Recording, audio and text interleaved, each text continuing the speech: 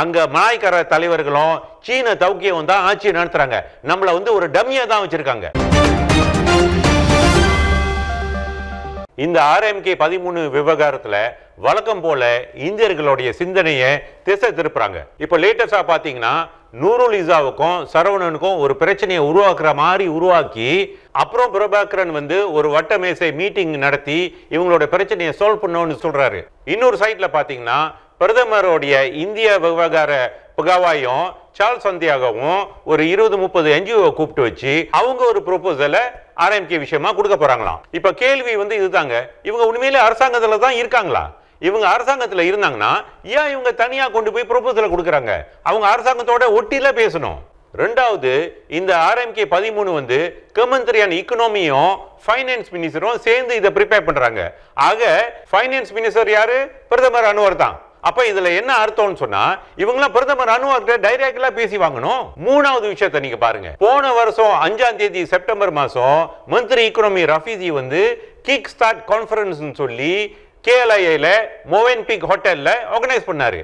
அந்த மீட்டிங்ல அட்டெண்ட் பண்ணி ஏன் இந்த 12 MPயும் 30 ஆடணும் இந்தியர்களுக்கு ஒரு சிறப்பு திட்டம் வேணும்னு சொல்லி ஏன் சொல்லல? இது என்ன காட்டுதுன்னு சொன்னா ஃப்ரம் டே 1 முதல் நாள்ல இருந்தே இந்தியர்கள இந்த RMK 13ல இருந்து ஒதுக்குறாங்க. சரி, அதை விட்டு தள்ளுங்க. இந்த RMK 13 மேட்டர்ல வந்து ரஃபீசி வந்து பப்ளிக்க கூப்பிட்டு முதல் மீட்டிங் 25ஆம் தேதி நவம்பர் போன வருஷம் நடத்தினாரு. இப்போல நடத்தினாரு.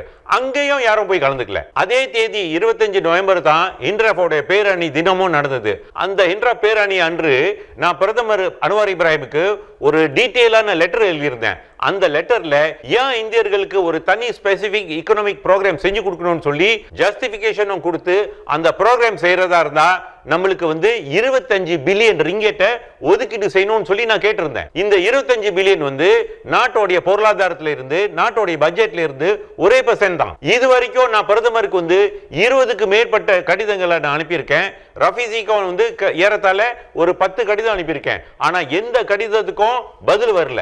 இன்ட்ராஃப்ல இருந்தோம் MAPல இருந்தோம் போன வருஷத்துல இருந்து இந்த RMK 13க்கு நம்ம வேலை செஞ்சுக்கிட்டு இருக்கோம். அப்ப உண்மை என்னன்னு சொன்னா பாகிஸ்தான்ல இந்தியர்கள் தலைவர்கள் இருந்தாலும் கூட இந்த பாகிஸ்தான் அரசாங்கம் தான் ஆட்சியை நடத்தினாலும் கூட இந்திய தலைவர்களுக்கு இந்த ஒற்றுமை அரசாங்கத்துல எந்த வகையான பவரும் கிடையாது. அவங்க தௌக்கே கிட்டயும் தோன் கிட்டயும் பேசி 68 வருஷமா பின்தங்கி இருக்கிற இந்திய சமுதாயத்துக்கு பிளான அவங்க தலைமைத்துவத்துக்கிட்ட பேசி அதை வாங்கி கொடுக்க முடியல அவங்களால.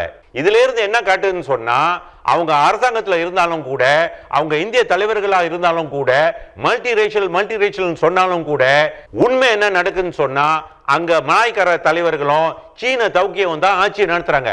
நம்மள வந்து ஒரு டம்மியா தான் வச்சிருக்காங்க. இந்த RMK 13 அமலுக்கு கொண்டு வரதுக்கு போன வருஷமே அரசாங்கம் மூலமா பல என்கேஜ்மெண்ட் செஞ்சிருப்பாங்க. அதாவது எக்கனாமி மினிஸ்ட்ரியும் ஃபைனான்ஸ் மினிஸ்ட்ரியும் இன்டர் கவர்மெண்ட் ஏஜென்சி எல்லாம் மீட்டிங் வச்சு பார்லிமெண்ட் மெம்பர் எல்லாம் மீட்டிங் வச்சு என்ன தேவைப்படுது உங்களோட இன்புட் கொடுங்கன்னு சொல்லி போன வருஷமே வாங்கியிருப்பாங்க. அந்த பார்லிமெண்ட் மீட்டிங்லயாவது இந்த 12 MPயும் 30 ஆடணும் பேசி இந்தியர்களுக்கு ஒரு திட்டத்தை கொடுத்தே ஆகணும்னு சொல்லி பேசியிருந்தாலும் அங்கே நம்மளுடைய ப்ரொபோசல் உள்ள வந்திருக்கும். இப்ப ஜூலை மாசம் கடைசியில இந்த RMK 13 தாக்கல் செய்யறாங்க. இப்ப இந்த NGO கூட எல்லாம் சேர்ந்துக்கிட்டு நாங்க அரசாங்கத்துக்கிட்ட ப்ரொபோசல் கொடுக்க போறோம்னு சொன்னா இட்ஸ் டூ லேட். அதே சமயத்துல இந்தியர் சமுதாயத்தோட பிரச்சனையை சொல்லி நூருல் இசாவும் கேம் விளையாடுறாங்க. ஏன்னா அவங்களுக்கு தெரியும் அவங்க அப்பா அதாவது பிரதமரும் ஃபைனான்ஸ் மினிஸ்டரும் இந்திய சமுதாயத்துக்கு ஒண்ணு செய்ய போறது இல்லைங்கிறது அவங்களுக்கு தெளிவா தெரியும். அப்ப நீங்க நல்லா ஒண்ணு புரிஞ்சுக்கணும், இந்த நூருல் இசா சண்டை, சரவணன் சண்டை, இந்த பிரபாகரன் சண்டை இதெல்லாம் வந்து ஒரு டைவர்ஷன். நம்மளுடைய சிந்தனையை திசை திருப்பி நமக்குள்ளே சண்டை போடுற மாதிரி ஒரு சூழ்நிலையை உருவாக்கிக்கிட்டு கடைசியில RMK 13ல நம்மளுக்கு 25 பில்லியனும் கிடைக்காது. 68 வருஷமா பின்தங்கி இருக்கிற இந்திய சமுதாயத்தோடைய அவல நிலை தொடரும்.